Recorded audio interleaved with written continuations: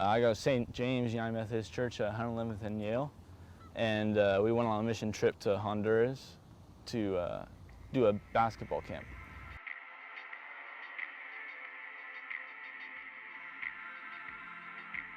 The Fosters is the family that runs Garden de Gracias, and they came to our church and they talked to us about they needed some volunteers, and we were all willing and we all wanted to, and so my youth pastor Jason took a big group of us and we went to Honduras.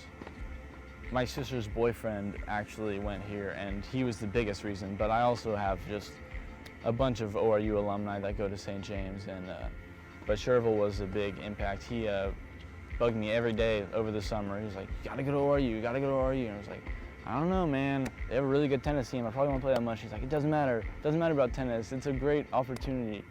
And I was like, "Okay, I'll look at it." And I looked at it, and I wound up here. God's put me here. I just feel like God's called me to help whenever I can, and this is a good opportunity to help the kids who would never have known what basketball was if we didn't go, and maybe they wouldn't know who Jesus was if we didn't go tell them. It's just cool to be a part of things like that, and I feel like after I graduate, and I'm trying to get a physician's assistant degree, and so after I do that, then maybe I'll be able to go into other countries and do mission trips myself. We had to raise $900 each, and that was anything from picking weeds for old ladies to mowing lawns to doing garage sales to anything we could come up with, pretty much. Our youth pastor had to take all our parents and tell them to decide. It's like, we're flying in the most dangerous city in the world, so it's not like there's a 0% chance that they could possibly get hurt. It's like anything can happen, but we actually had to fill out waivers that we had to say how we wanted our bodies to be sent back if we die, and it was kind of freaky signing that thing, but yeah. But the plane, we left at like 4 a.m. We got on the flight at like 4 a.m. and it was a long flight, but yeah, we got here, and then we got there, and the Fosters picked us up in 2 big vans. We drove the curvy 20-mile drive up the mountain to Garden de Gracias. It doesn't look dangerous. It just looks kind of like when you're driving through like the mountains in like Wyoming, where they're not really mountains, but they're mountains. They're big, but they're like foresty.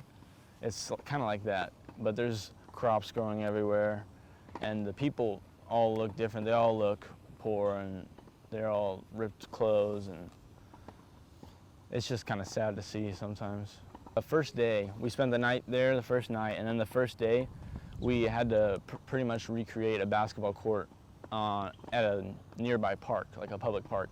And the backboards had been stolen, and so had the rims, and so we had to cut out a big piece of plywood and screw it on, and then we also screwed on the rims, and we had to get that perfect, and then put nets on, and then we painted all the lines, and then we also had to come back to Garden de Gracias and do the same thing for there, but we actually had to weld one of the goalposts on because one of them had just been completely kicked off, I guess.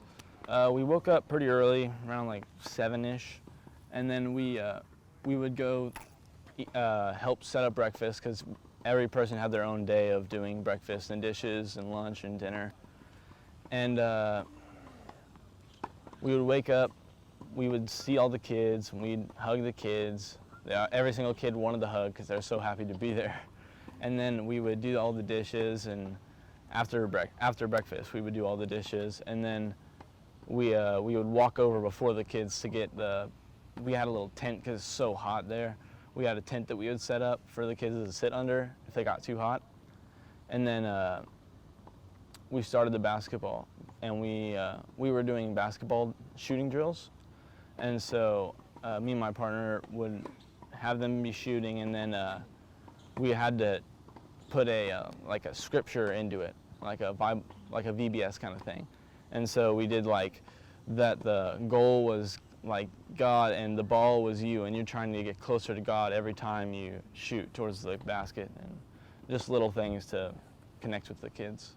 Favorite part was at the second to last day, we had a big barbecue, and all the kids and the families got together, and we also had like a little basketball game, and so the Americans played the natives, and we beat them terrible because they don't know how to play basketball. But then they wanted to see the gringos play. That's what they call us. They call us the gringos. And then it was just fun because the rims were shorter and we could dunk on them and stuff. And all the kids would freak out and be like, yeah. And they're all so excited. So that was pretty cool to see them happy. We take so much for granted as Americans. Like we have so much and they have so little, and they're so happy with how little they have. They go home to a little box for a house that they're lucky if they have concrete on the sides of it. And we complain if we have a little dorm. It's like, it's just ridiculous how much we have, and we take it all for granted. And it's really sad. Coming here is just a whole nother level because it really becomes your faith and not your parents' faith when you're separated from them. And I want to keep it going, and wherever I go, I want to take Jesus with me.